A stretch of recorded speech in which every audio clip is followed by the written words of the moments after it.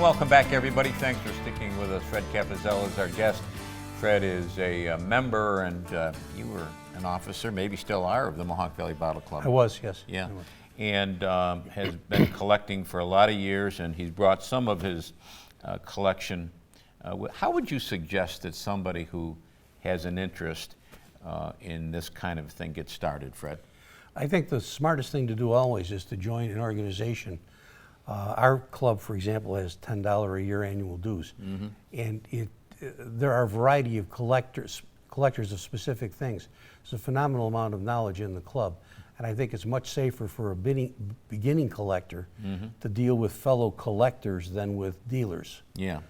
You know, they look at it in two different ways. Well, not only that, but there's a lot of fake stuff out there.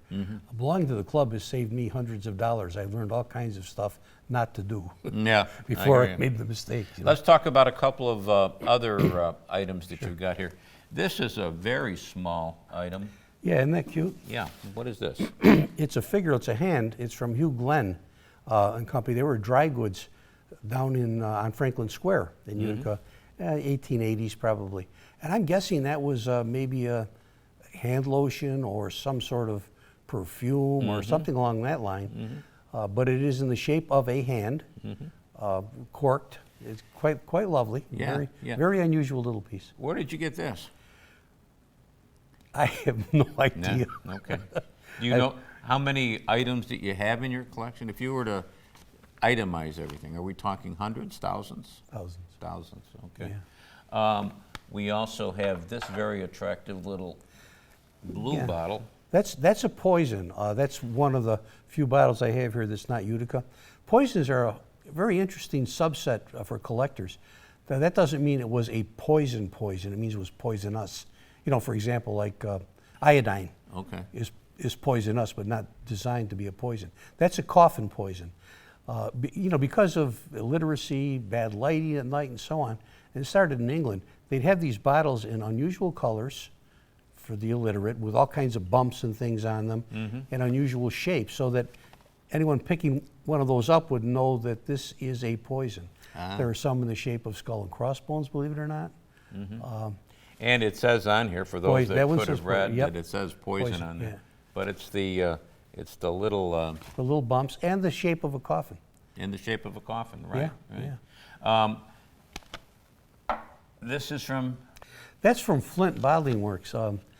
This Nesbitt was a national brand out of California. Is this a soda? This was a soda from probably 1940-ish.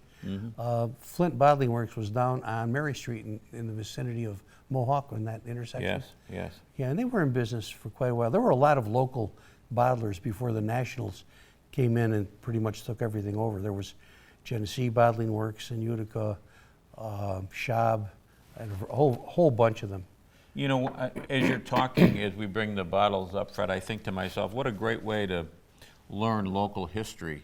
Oh, absolutely. Through bottles. Absolutely. I mean, one of my favorites, there was an Erie Bottling Work, and they morphed into Freeman, which you remember. Yeah, I remember which Freeman. morphed into and still exists as Pepsi. Yep. In fact, they had, if I recall my history correctly, they had a bottling works down on Broad Street. Yes, they did. Yeah, and you could look in the window. And Pepsi is still there. Yeah. Pepsi's still there. Yeah. But remember when you could look in the window and you could see the conveyor belt going conveyor, and all the soda bottles getting filled. How about this one, Fred? This is a Sheehan malt whiskey. It's kind of modeled on one from Rochester, Duffy's malt whiskey. But it's a really interesting bottle, partially because it has a label, but on the back it's embossed. So, you know, which is kind of nice. Yeah. But these guys, like Sheehan, would pick up their whiskey, I imagine from Tennessee or Kentucky, bring it up here in barrels, and then decant it into bottles. The only local distiller here was McQuaid, and this is a McQuaid bottle right here. Okay. The rest of it was imported whiskey. I'm intrigued by the instructions here, Fred. The directions. Take 1 tablespoon with a little water and sweeten with sugar to suit taste. If appetite is poor, take a tablespoon full on rising in a little sweet milk. Well, remember, this was medicine. Now we're dealing with getting close to and probably into early Prohibition. So a lot of whiskey was sold as medicine. Ah. So those are the directions to make you well. Ah, okay. Yes, yes. Okay. The, what did that do for Prohibition? What did that do for this collection hobby? Well, it made it easier to date things, but it also led to all kinds of fascinating advertising as people went through great lengths to pretend that alcohol wasn't alcohol. This has got a Utica, New York label on it, and it's the Eagle Brewery. Yeah, that's probably the best known and most collectible of the Eagle Brewing Company bottles. It's called the factory bottle. It has an embossing of the factory on it, which was really quite an impressive building, apparently. Where was that? A corner of 3rd and J. 3rd and J. Yeah. Okay. At one time, Utica had a tremendous amount of breweries. Depending on how you define brewery, and I don't mean that in any kind of cute way, you can go up to 60, because it would change names, change brewmasters, you know, and that kind of thing. There were 3 that were in business for about 100 years. Eagle, Oneida, well, Gulf Brewing, and of course West End.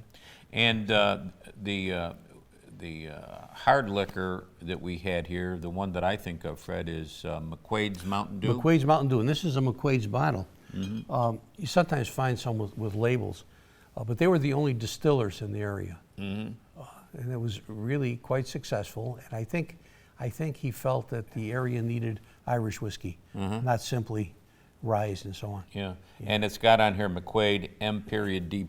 Yep. Mountain Dew. Mountain Dew. Whiskey, Utica, New York. It's a nice amber bottle. Yeah. Yeah. Was there many of these McQuaid Mountain Dew bottles around, Fred? Yeah, there are, but there are also flasks that had paper labels with no embossing. So unless you can lucky enough to find one with the paper label, you can pick up and these are called amber. You can pick up an amber flask. It might very well have been a McQuaid, but you won't know it without the label. But there were quite a few. They did half pints, quart flasks, along with these quart bottles. I know you do presentations around town from time to time. You got anything coming up? Not in the immediate future, no. You not doing anything in October? Well, in October, I am doing a presentation. Yeah. I'm sorry.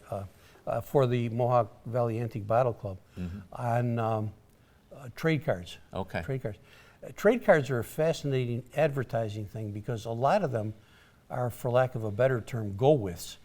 They were given out. For example, there are a bunch of Sheehan ones that go with the main collection. And so I'm going to be doing one on that. We meet on the second Monday, will be October 14th, at the community room in New York Mills Senior Center. Is that open to the public? Open to the public, 7 o'clock. Okay. Come join us. Good. Good. We come back. Let's talk a little bit about learning in retirement. Fred Capizella is our guest. Short break. Right back.